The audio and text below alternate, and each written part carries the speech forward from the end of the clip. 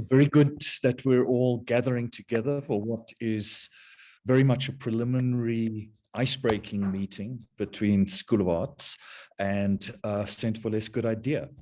And very much an open agenda, which will begin with a briefing. Athena, will you be taking us through the briefing? But there'll be a briefing from Centre for Less Good Idea about their academy, the academy concept, and the sort of opportunities that they understand. And then we'll open it up for more general discussion and brainstorming. Centre for Less Good Idea, over to you. Thanks so much, Christo, and hello to everyone. It's so lovely to see lots of familiar names and faces in the room. And Christo, thank you so much for convening this. It's really exciting to see so many people in this meeting.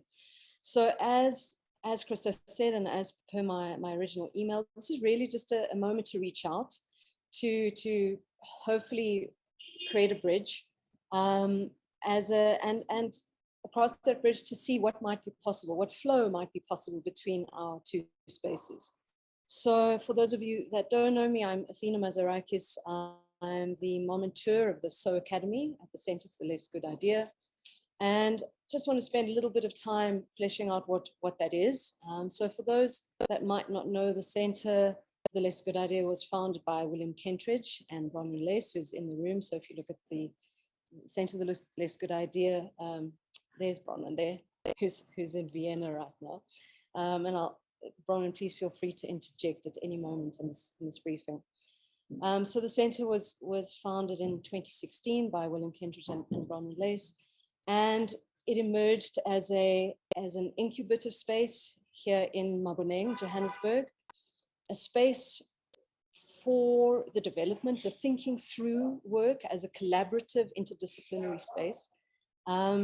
And it's evolved through these 5 or so years as both an on-site space and a virtual space that is really dedicated to investigating secondary thinking, as we call it. So the name Less Good Idea is based on a Setswana proverb that was translated by Sol Plaatjes. And the proverb, badly translated into English and probably even worsely paraphrased by me, says that if the good doctor can't cure you, go to the less good doctor, see if he can heal you, he or she. And so there's something about that interests us in the less good idea. It's about taking the less good idea and put what is in the periphery and putting that in the center, so the center for the less good idea. But it's also about how when we come to creative projects, we often come with a good idea that we start investigating and exploring through practice.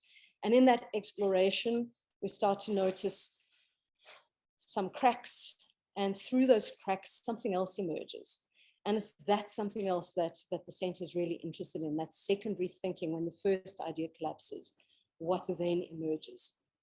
And that thinking really has been the thread running through all of our programming. So some of you might know the centre runs 2 seasons a year. COVID threw a bit of a spanner in the works around that. So we suddenly had 2 seasons back to back a while ago, season 7, season 8.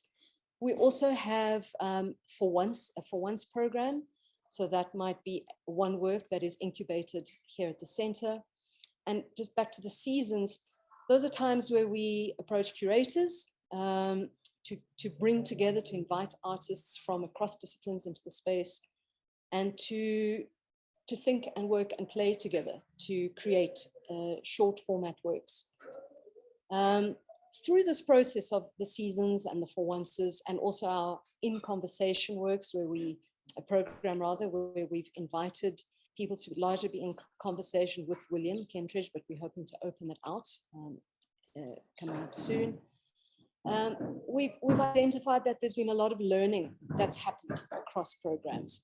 And through that learning, well, to try and sort of concretize that learning, we've developed the WSOA Academy. And so it's not an acronym, but it's the word that often starts a conversation, or when you're presenting an idea to someone, or you're about to make a proposal. So it's the WSOA Academy in that sense. And the WSOA Academy, seeks to to identify and curate a series of learning or educative experiences. And we hope to do that in a way that is, that sort of carries on the way that the center works, and that furthers the thinking of the center. So we're not, as a center, thankfully not burdened by any huge sort of institutional pressures and restraints. And so there's an agility and a responsiveness that we really enjoy, and that we can keep shifting and adjusting. And so the SOA Academy comes out of that, and we're hoping to curate, experiences that we identify that really serve both the artist community, but then also a community and audience which consumes art. And it's in doing that, and in that intention, that I thought it'd be great to reach out. We thought it'd be great to reach out to the Wits School of Arts, because we don't come today with a particular invitation to a particular project or a particular program, but rather a really open invitation to go. As the center, we see ourselves as a space of thinking through practice. The academy is an academy, as perhaps a bit cheeky to call ourselves that, but it's not bound by a curriculum or any sort of accredited processes. And that allows us to house, to hold, to give form to any number of projects. And so the invitation really is to go, what might researchers, artists, academics, thinkers and makers of the Wits School of Arts, what might you want to dream up, think about, reach into? What of our projects would resonate with you? How could the center and its programs and its projects perhaps be a space where you could come and play, come and try out some of the thinking that is underpinning your research? So how could it be a space where we could mutually sort of support practice as research in both of our capacities? So it's a really open invitation to go. We are open to conversation. We are open to dreaming up a number of possibilities. That said, I just wanted to give you a sense of what our programming might look like in the next while, and it's just consolidating what has organically grown. So we, as I said previously, we run a number of in conversations, and we'd very much like to continue with that and to be a bit more deliberate about that. So in the past, when we've noticed someone coming through Johannesburg that we'd like to be in conversation with, we've invited them in, but we'd like to sort of be a bit ahead of ourselves and see who is in our orbit, and who could we invite in. Would be really interesting to invite in, and also to, as I said, open it out. So it's not always William Kentridge in conversation with someone else, but how do we put artists in conversation with each other? How do we put thinkers, makers, creators, researchers in conversation with each other? So this might be a program that might interest you, and who you might think would be interesting for us to invite. So this is also about going, certainly at this point where we're at, I'm sitting looking at our programming for next year. I'm absolutely open to hearing what is coming at you, and what might you be interested to see if that is something we could shape into our programming.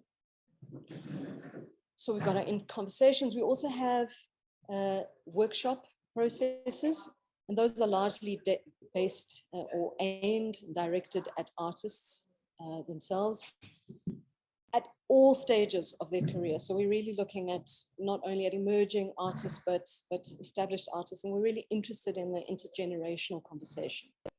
We're still curating that program for next year, and also aligned with that, a series of master classes. I use that term, looking for a better term to use, but for now, I think if I use that, you know what I'm pointing towards. A series of perhaps lecture demonstrations that culminate in offerings and showings. So there's I don't want to kind of fix what our program is, because it's still taking shape, but just to sort of point you towards what it is that we are doing.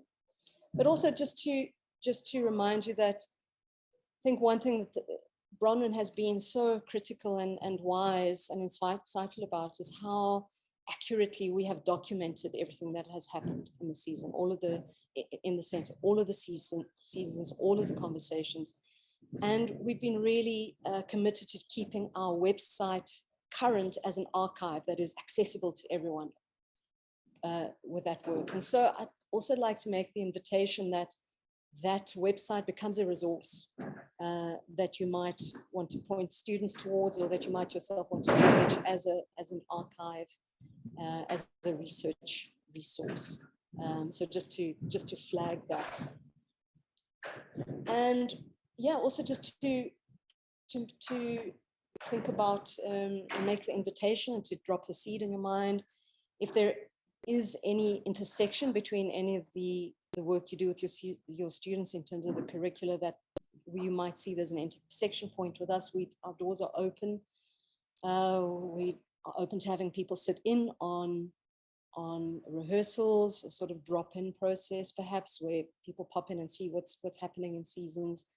But yeah, if any of our work intersects with anything in the curriculum, we're open to conversations where there might be some sort of intersection points.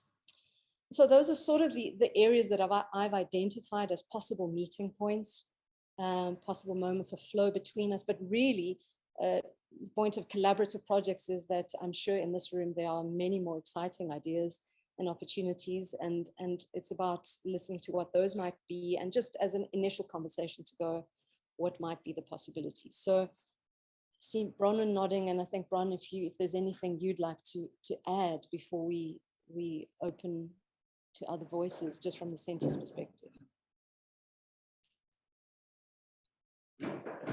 Covered it beautifully. Thanks, Athena. I mean, it's, it goes without saying, but so many of you in the room are already deep collaborators with the center.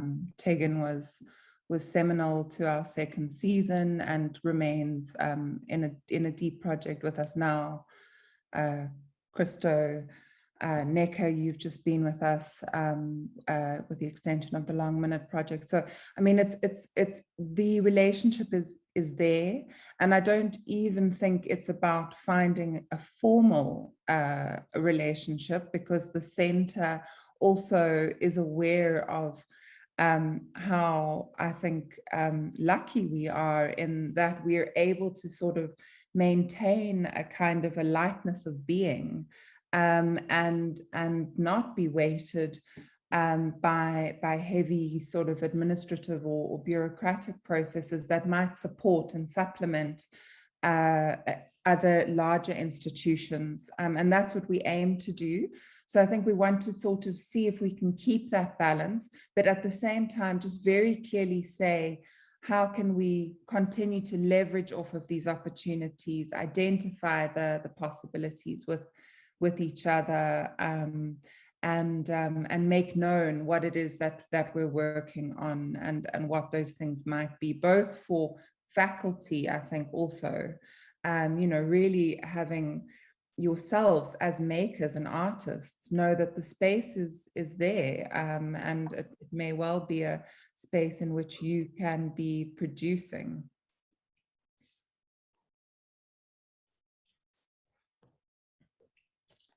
Okay. Thanks, Bron. Bronwyn, thanks very much. Athena, can I come in here just with two questions, and then Please, should I just chair and That'd be great. allow colleagues to throw in ideas, which is the whole purpose of this. You've already with the SOA Academy had one collaborative project around the making with cardboard that culminated. Is that any kind of a model for the sort of collaboration we should be thinking about here? Would it be useful for you just to talk us through that particular Academy project? Sure. And then my second question is, what relation does the Academy activities have to the seasons, the 2 seasons a year at the center? How should we understand those? So those are my questions, and then we'll open it up. Great. Yeah, so the Thinking Cardboard program that you've just mentioned, Christo, is our most recent program. It's not the first. We've actually had a number of programs that have been running, but this one was the one that was connected, and it sort of starts to answer your second question, in that we try to integrate our programming at the center so that the SOA programming is connected to the seasons. Not that it's reliant on seasons, but we do look for overlap. We try to leverage opportunity as much as possible. So Thinking in Cardboard was a program that was led by one of William Kentridge's long-term collaborators, Sabine Turnison, assisted by Maureen Fleury. And we invited applications for participants, and we had 12 places. 6 of those were South Africans and 6 of those were internationally based. It was a rather ambitious project, which we were delighted by the outcome, because it was, again, in the spirit of the center, it was about exploring how this might be possible. How do we do this hybrid exploration? So 6 of the South Africans were in studio here in Johannesburg, and the other 6 were elsewhere internationally, and we paired them. So there was a South African and an international collaborator working to create, rather work and think through cardboard, creating models as a tool for thinking, but which weren't an end product in themselves and weren't being used as they traditionally are used as a model for creating set design, but rather a model that opens thinking or possibilities in multiple directions. And so the outcome was creating short 1-minute films where the model was the tool, the key, or the vehicle, and the meeting point for these two collaborators. So that's the background to that project. That's not necessarily a model for us to be thinking about. I think what we're interested in is not one model. We're interested in formats of meeting and collaboration that work. So certainly we can draw some of the strengths, and we've learned a lot of lessons from that program. So we firstly can see that it is absolutely possible to do projects that combine both South African and international collaborators, and that is absolutely not a restriction, but that it creates wonderful possibility and innovation, because the work that emerged out of that project is really quite astonishing and fresh and innovative. The model that we're also working with was taking what William and Sabine had done and then giving that as a model to others to think through. So that's perhaps something as a model of something that we do, and then giving that to others to think through, so that we then explode the idea and it goes into multiple directions.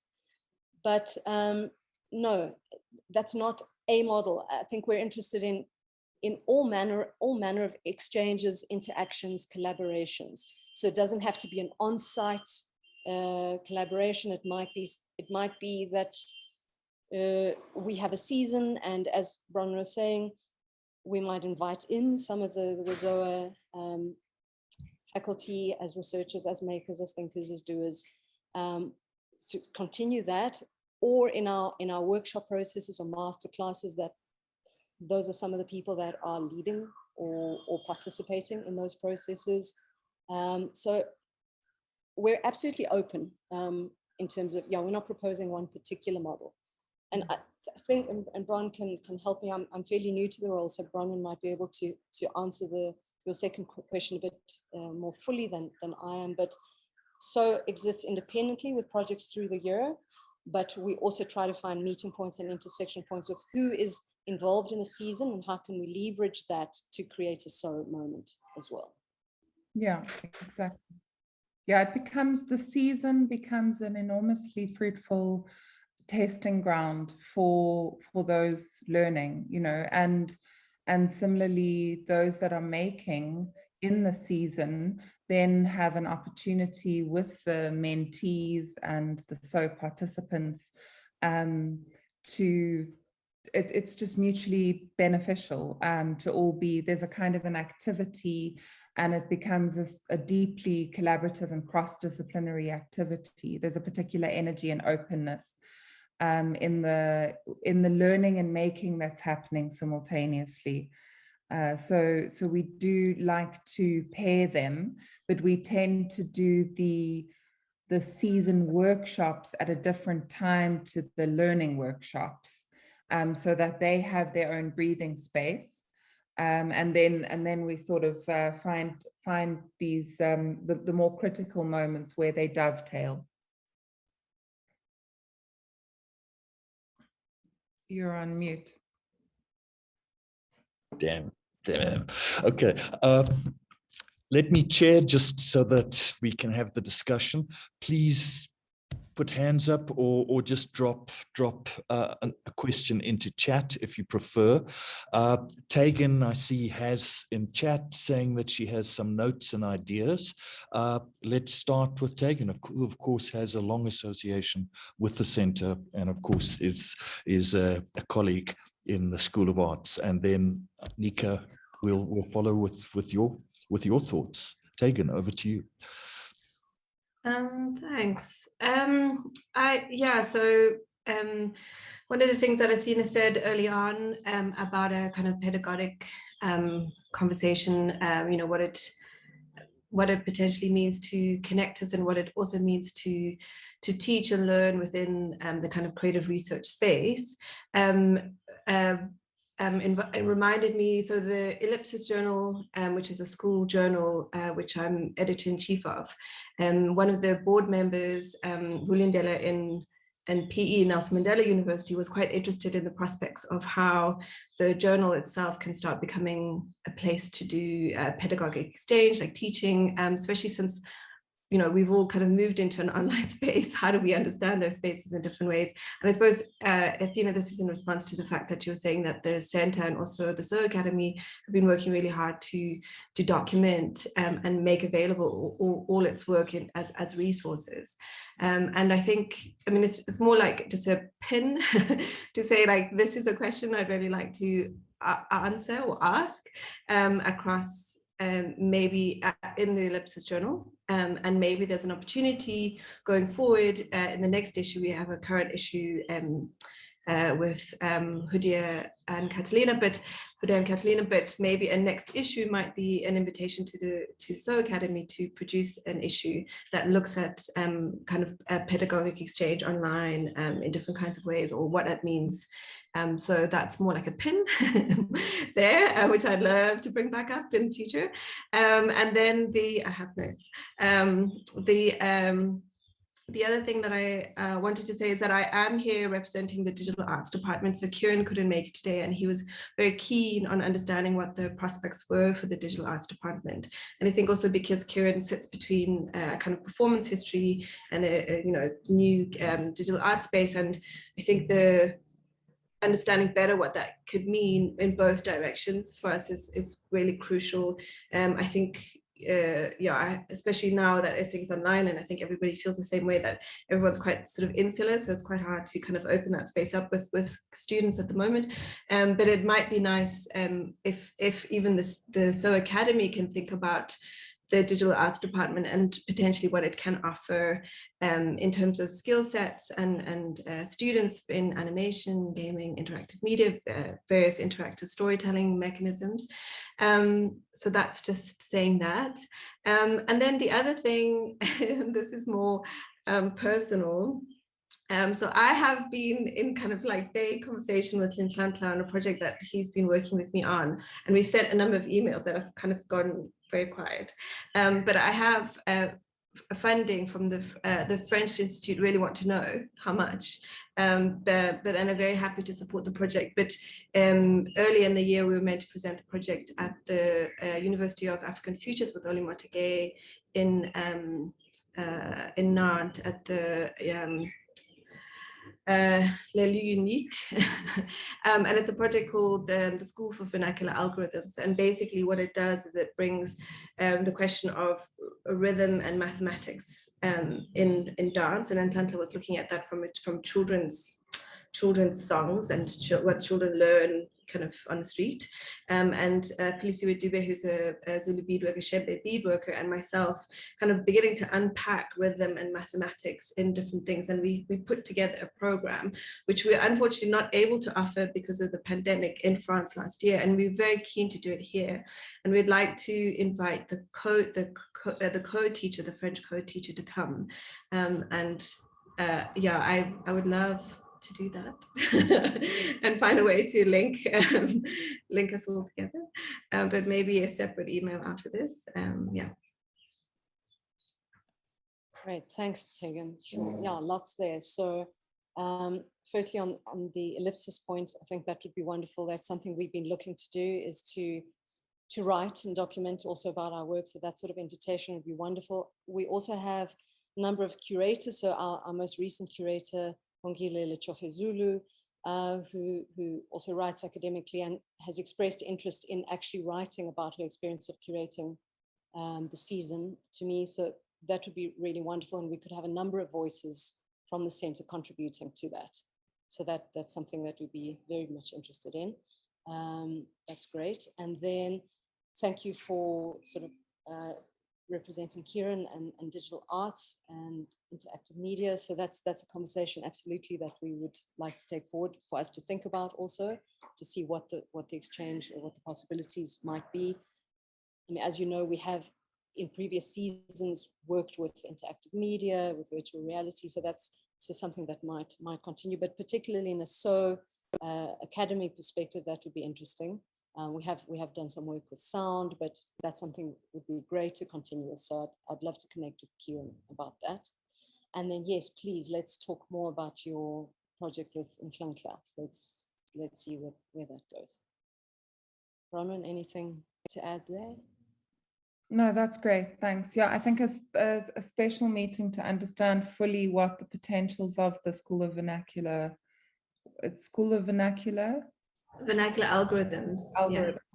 Yeah, to understand the potentials both from the academy perspective, and then what a kind of performative nature of it might be. I think it's something that we know about, but we don't understand its form. And so from a seasonal or for one's perspective, it hasn't yet, we haven't got a strong enough image of it. And so sitting down with the two of you is what needs to happen. So let's have Pala and Athena and yourselves in the room and that description happen. Great. Okay, awesome. Thank you. Cool. Thanks, Tex. Nika, over to you. Hi everyone, hi colleagues, and hi Athena and Bronwyn. It's nice to see your face because we've been in conversation. Yeah. I think I just wanted to add one thing that's on the horizon for us, and I'm not sure, I don't think all colleagues are aware of this yet because we're still in conversation, but the Drama for Life department and the TAP department, Theatre and Performance, are collaborating to host the 2023 Performance Studies International Conference. And so that they are very interested in kind of interdisciplinary conversations. They're interested in performances in online, and we are proposing a blended conference, and we would like to collaborate with kind of artistic venues throughout Johannesburg to make it a kind of journeying for conference attendees. So we will be opening up the conversation for performances, for collaborations, for academic moments, for research, for researchers, for researchers practices research.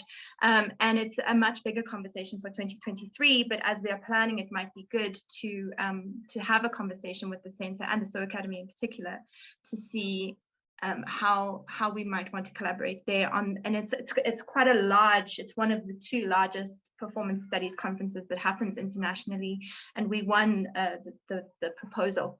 So we're sort of in those planning phases. So that's the one thing I just wanted to flag.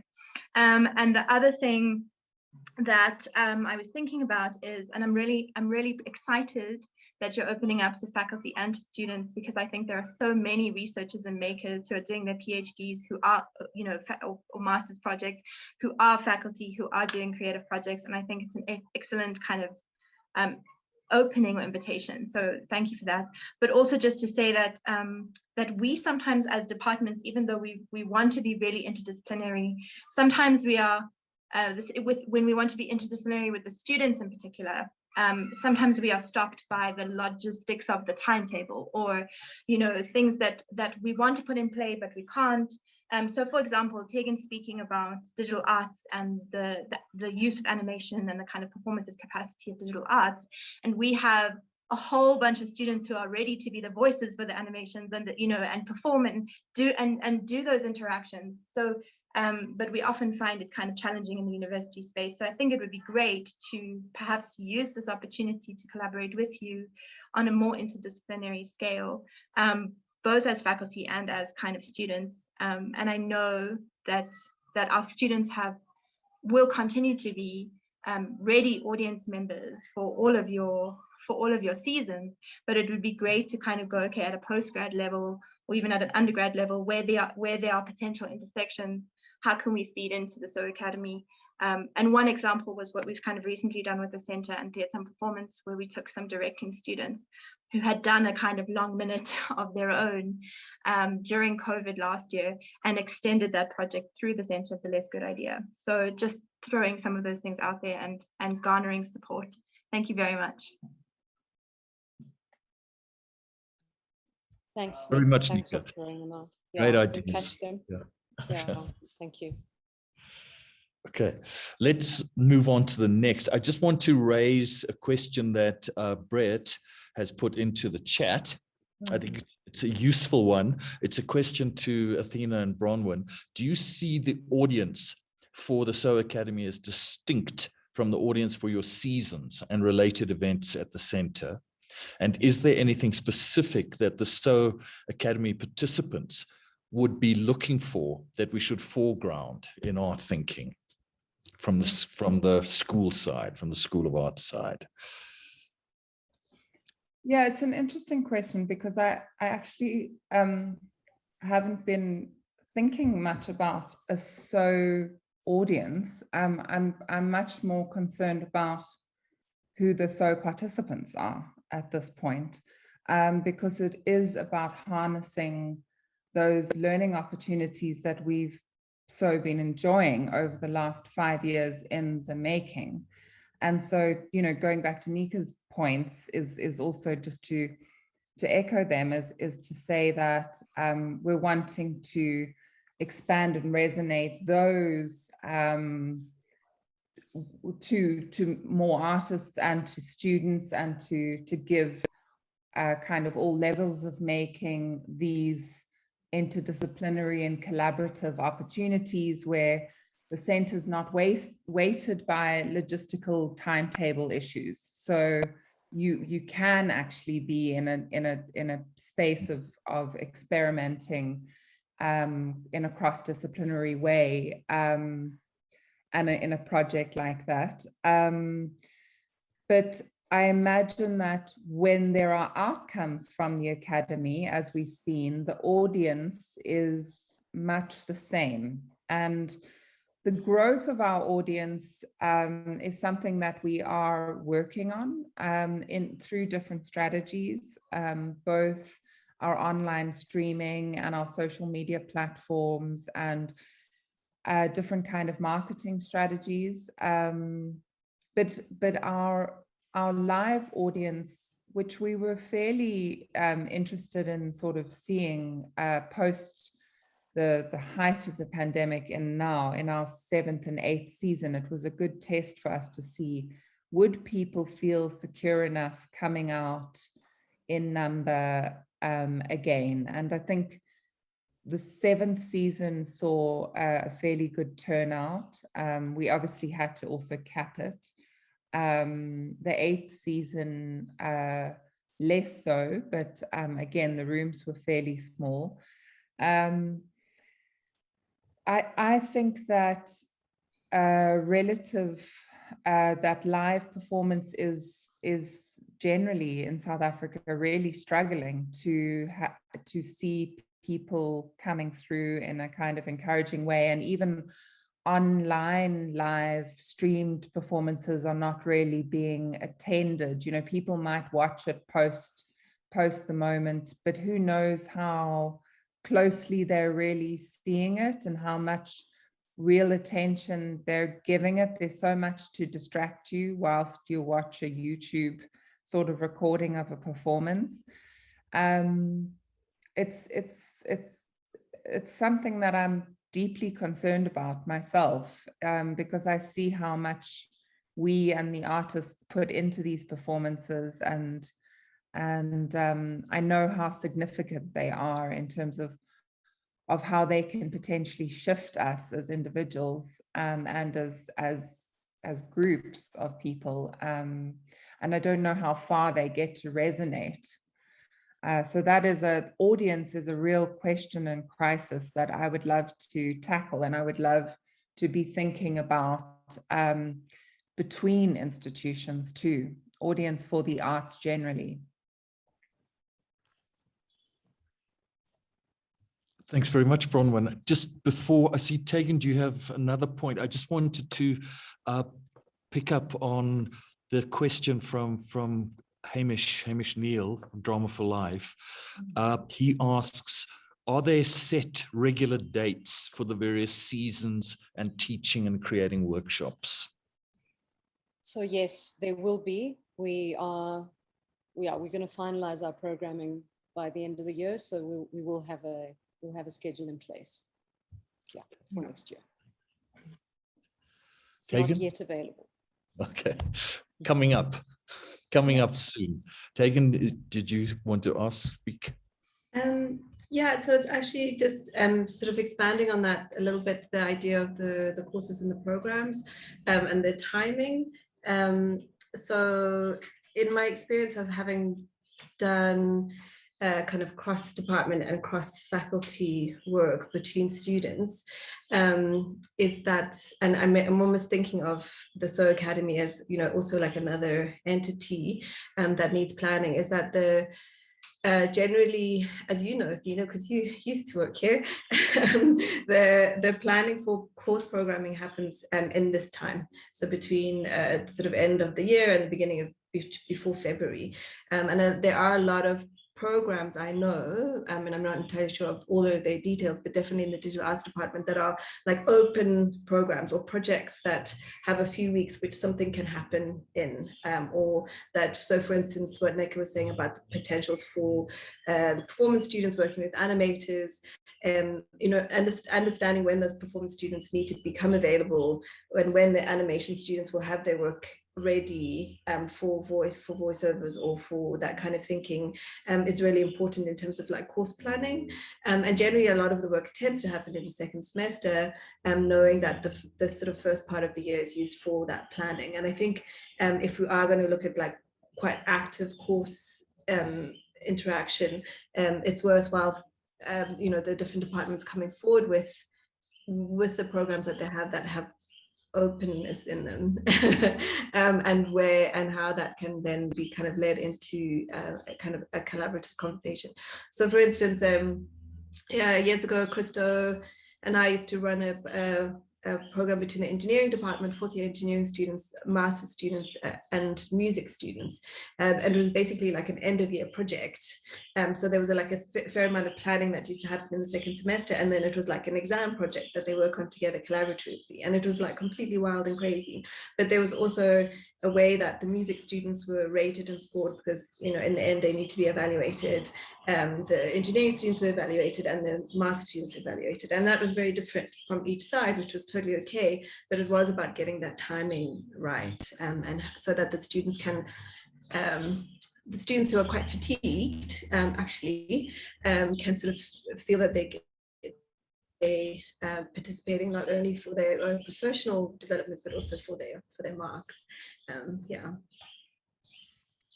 Thank you. Thanks and again, it would be different for every department. So I wouldn't be able to respond in any kind of detail here.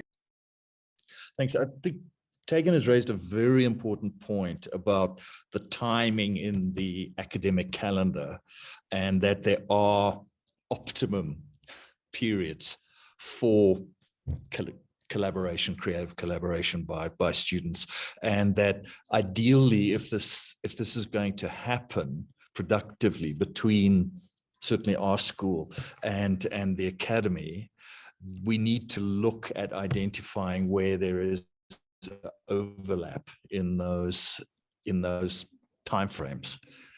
So perhaps while you're in this open stage, Athena, about your schedules, we could take this further and look at what are the timeframes from the school side, and perhaps other institutions as well that you're interested in working in. I'm sure they would have similar limitations in when things are possible. So I think that's a really useful concrete suggestion. I see we're getting to the last 15 minutes. Any other questions, comments, thoughts from colleagues? Just throw some ideas around. I see Jess Foley's here. Kamagelo. My colleague Zanella is here, and I know she has very strong engagement with the center and the center's works. Any other thoughts? Maya, who we all know as a performer and playwright. Krista, I can't open. Sorry, I wanted to say something. I can't open my window, but I can hear you. You can hear me. Okay, so the question I have is around accreditation, particularly to the Center for Less Good Idea, because you've asserted a name as the Academy, and you have kind of pointed it out as a kind of a term that is quite, there's a slippage there. But what does that mean to your own accreditation in terms of people that go through the academy, your academy, as students or as scholars, also in terms of publication? How do you see the naming of yourselves as an academy also aligned to a point around accreditation? Is there a kind of strategy there? Ron, you were part of the naming. I don't know if you want to speak to that. I have some thoughts, but great. Jess, I see you. Next one. Yeah, so I mean, we call it so the Academy for the Less Good Idea, and I think when you say that you've done a workshop there, people might begin to wonder. No,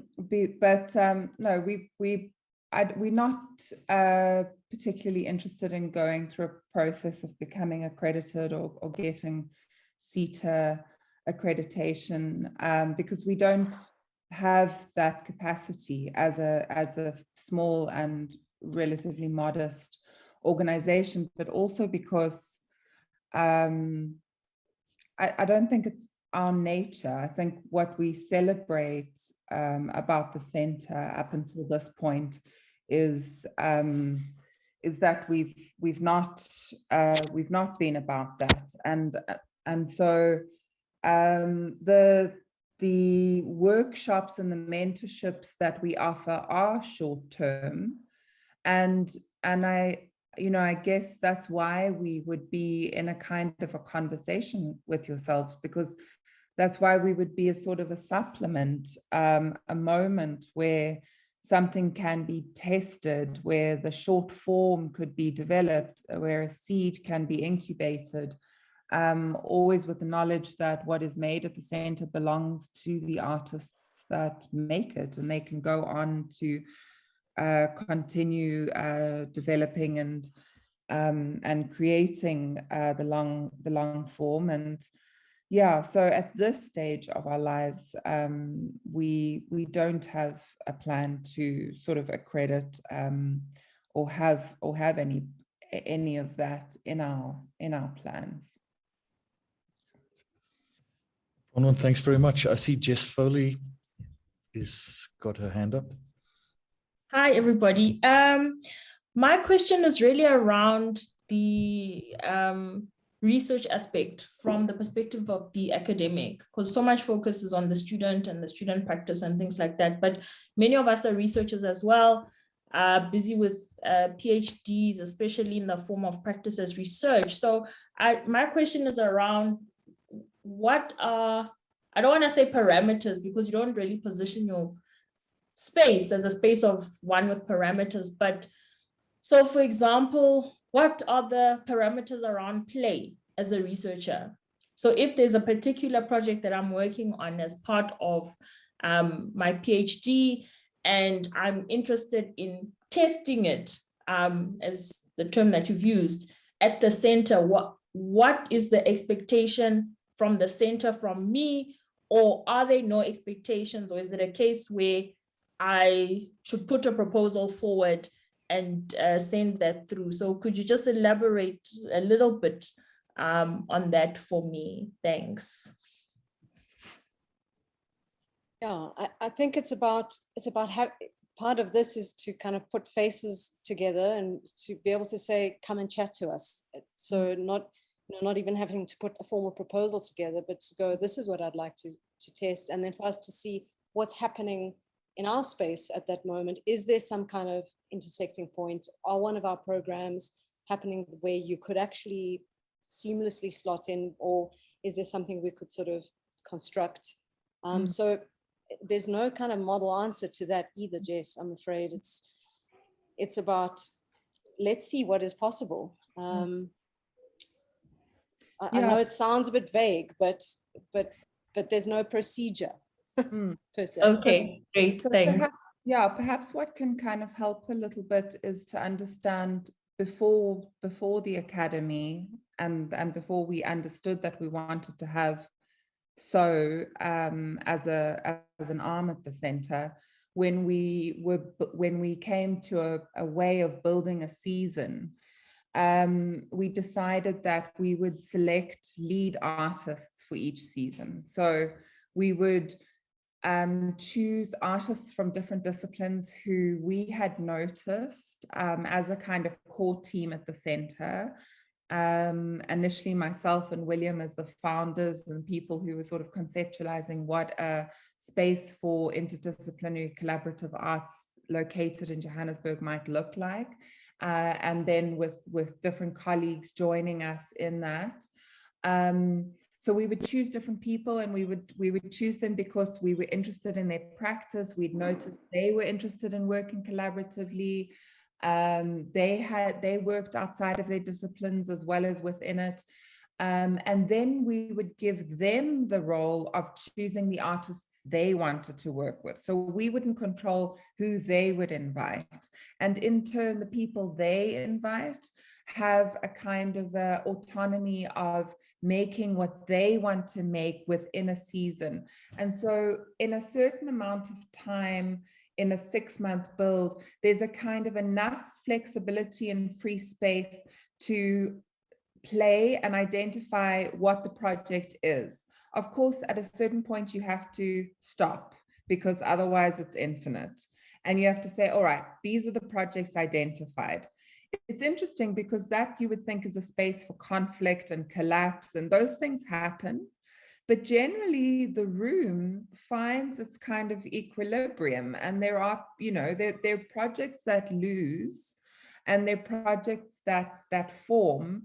But we even came up with solutions in that way, where we started creating what we called like surplus circuses. So there were sometimes these like moments, these seeds. There was something in it, but we couldn't grow it. It was 30 seconds of magic that wasn't ever going to find its final form by the season.